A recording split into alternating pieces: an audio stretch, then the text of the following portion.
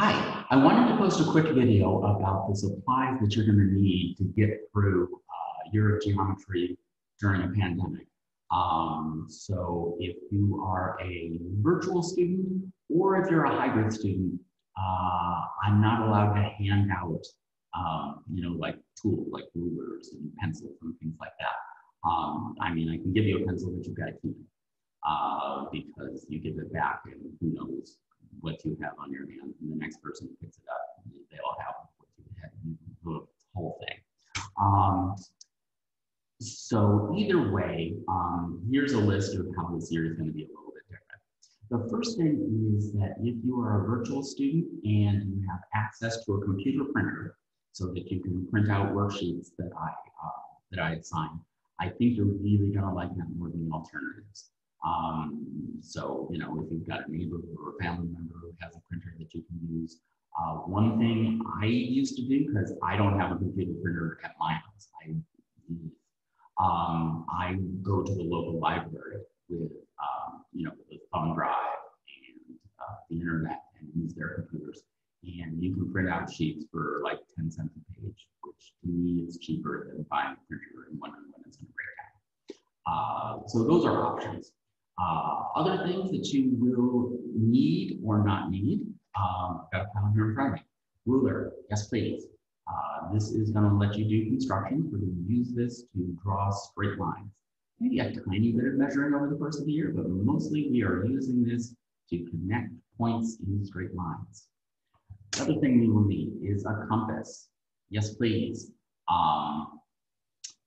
The compasses that I recommend at the Dollar Tree, which are all over the place, they sell really serviceable compasses for $1. If you look to where like the big poster boards are, it'll be in one of the hooks nearby. It's $1, and in my experience, from last year, they seem to break down by the end of the year, but we're only going to be using it for a couple of weeks. So that'll be fine. If you go to Walmart or Target or someone like that, you would probably see compasses in the art supplies or the school supplies for $5 or $6. Those are also very nice, probably a little nicer than the Dollar Tree ones. I don't know that they're 5 or 6 times better. Either way, you will need a compass for this class.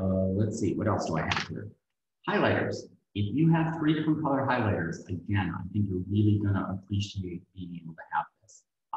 This is something that Ms. Walters turned me on to last year, that when we're looking at 2 triangles in a complicated diagram to see if they're congruent to each other, it's super convenient to have one pair of solids be in yellow and another in pink and a third in blue. It makes it really easy to see the relationships between those 2 triangles. So again, you've probably got these for other classes or just lying around.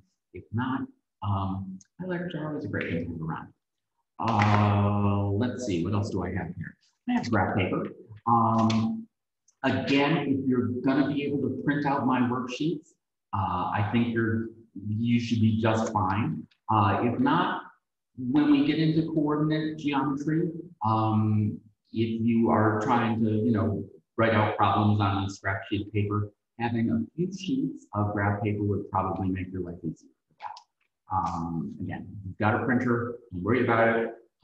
If you don't and you get some graph paper, you don't need a lot. I think 10 sheets would be fine to get us through here because it's kind of insane how much more expensive that is than plain paper. Protractor, not really necessary. If you've got one, it would be super, but again, I think if you're printing out my worksheets, you'll be fine. There might be a few times where I say, if you can't print out a sheet of paper, I need you to make a 62-degree angle. And so a protractor would be good for you to see how to measure a 62-degree angle. What else do I have here? One thing you'll see me doing when I'm doing videos is using kind of semi-transparent paper like this. This is something that came along with the Kirk books last year. So the students last year, were able to do these things alongside me and see what was going on their own desks. We'll be doing videos this year. So you'll really be up close and personal seeing me do it. If you want to have your own sheets of tracing paper, they're in art supply stores probably. Again, don't go crazy with it. Also, if you do any baking in your kitchen, parchment paper. You know, piece of it, it'll be really close to the same thing. What else do we have? Calculators. So in geometry, we really don't get a lot of use on the graphic calculator. I'm not going to use this at all. Well, I mean, here's what I'm going to do. What we're going to be doing over the course of this year that requires the use of a calculator is we're going to be doing some tricks. So you need a calculator that's got sine, cosine, and tangent buttons on it. This is my calculator from home. This is a Casio FX260. I don't think they make these anymore. But again, if you go to Office Max or Walmart and look at the, the wall of calculators that they sell, if you got the cheapest one that's got more than this bottom row of buttons, you're going to be able to get through. Just look for the sine, cosine, tangent buttons, and that would be the one you got.